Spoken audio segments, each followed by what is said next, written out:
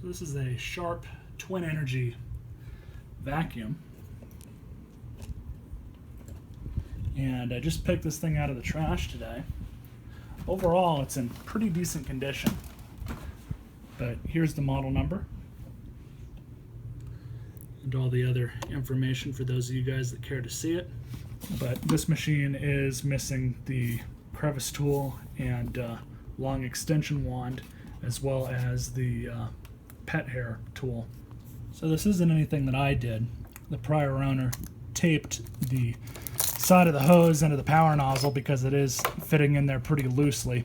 Now this is something I'm going to fix, and you can fix this with a little bit of caulking, but for our purposes right now, this piece of tape will do just fine, because when the machine's on, it'll actually keep the hose stuck into it. So it's not really a huge deal right now, but that is how I'm going to fix that in the near future. So for now, like I said, we'll just leave the tape right there, holding it in place. So in order to get to the bag, you just press that little button,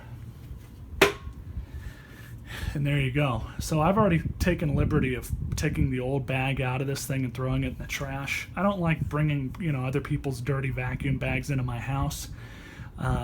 So I typically throw those things away as soon as I get back from trash picking, or I just pull them out like I did with a couple other ones in this haul, and just left them there in the pile.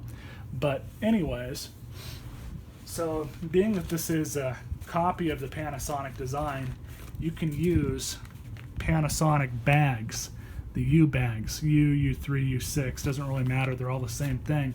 Now this one is going to be a little bit longer than normal, but you can always get the Sharp branded bags for these things, and you're going to be fine either way. But these are readily available at Walmart for about, I think I paid under $5 for this box of 3 bags. So to install,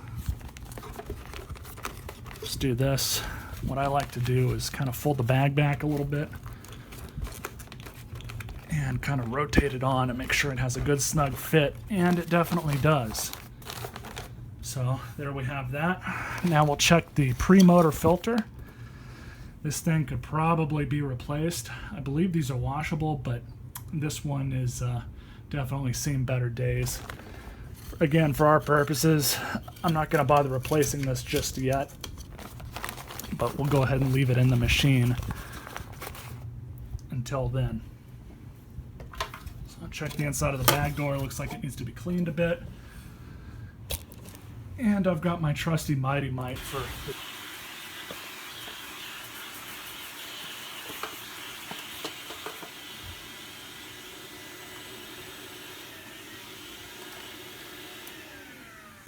these are great little vacuums. They're bagged, they're small, suction's decent for what they do. This one was a trash find, so it doesn't surprise me that the motor's growling a little bit. So we'll throw the bag door back on. And I'm going to give this thing a general wipe down and quick polish. Looks like the power nozzle is pretty dirty on the outside. Now, most of the time you can get away with just using a damp rag. But what I like to do first is go over it with another vacuum. And that'll remove a lot of the surface stuff.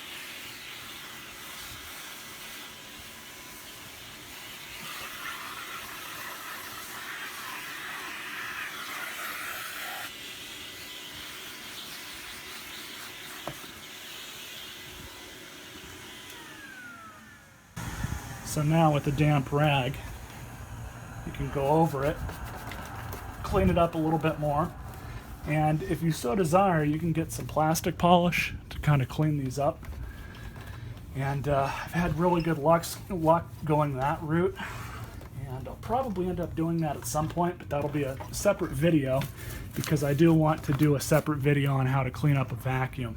So just for now, we'll just wipe this thing down, get it somewhat clean, and then go from there. Okay, so now we'll get to the brush.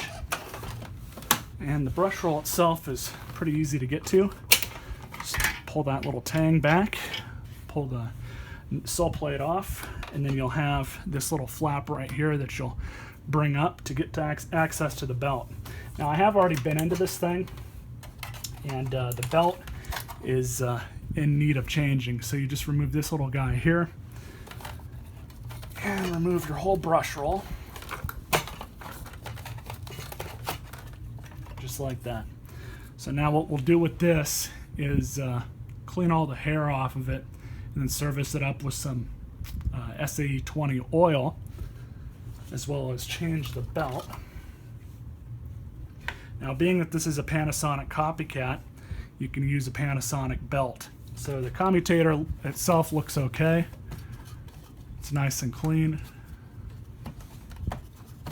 And I have already powered this machine on off camera. I know it works, or I wouldn't be bothering to do this, to be honest with you guys. So it's not going to go all the way, but these belts are designed to stretch quite a bit. You know, over time they become really, really long. So that's how you kind of know they're bad. When they kind of leave the indentation in them like that, they need to be changed. And also, if you look at the inside of the belt, you can see all the wear pattern that's in it. That's how you know it needs to be changed as well. And I will say, for these Panasonic vacuums, you want to use the Made in USA belts for them. In my personal experience, I've had the best luck with these and the most longevity out of the USA made belts. Let's go ahead and clean up the inside with the Mighty Mite and go from there.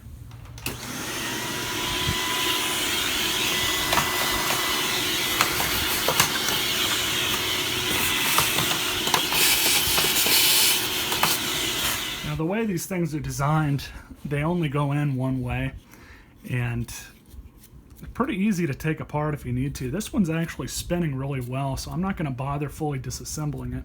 Actually, I might, because there's a lot of debris there. But first, I'm going to cut all the hair off and throw all that away. Actually, I'll put it aside so this vacuum will vacuum it up. But it actually, there's very little resistance in this brush roll. So I'm just going to take it apart anyways, just to show you guys. So these end caps take a standard 10mm socket. Not that that would really matter, but throw the nut back into the machine. There's also a washer as well as another washer. So this end cap looks to be in pretty okay condition. We do have access to the side of the bearing here. It does appear that it is pressed in, so we're probably not going to be able to fully service it, but this is how I serviced them in the past.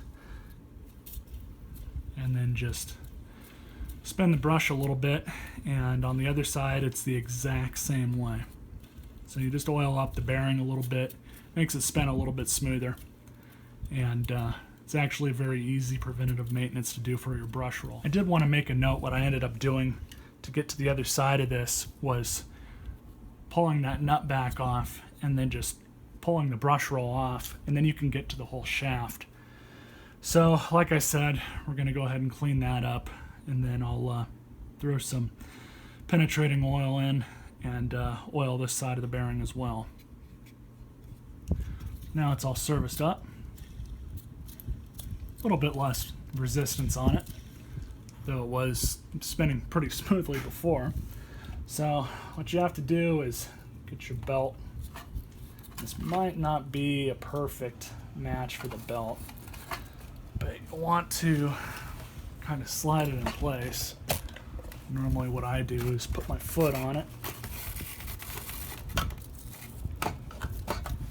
one end in, and then you rotate the belt a little bit, and there you go. So it it'll straighten itself out on its own, but I'm pretty happy with that. But you kind of want to start this side first and then kind of drop it in like I did. I don't know how well the camera picked that one up, but that's what I did. So we'll throw the retainer back on and drop the cover and replace the sole plate.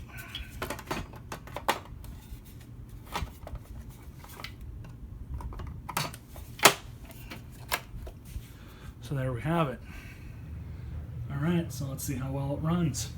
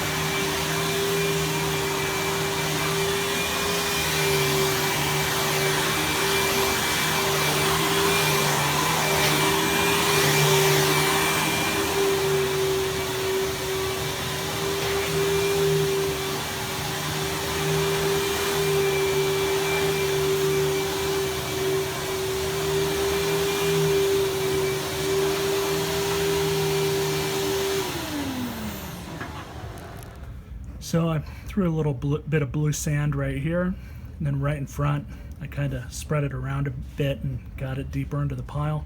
Then all this is kapok.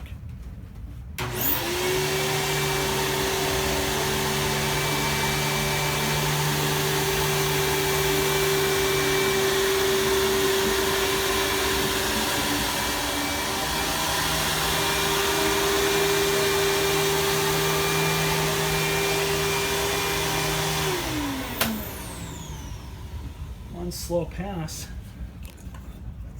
and it grabbed all of the kapok, as well as it looks like all of the sand.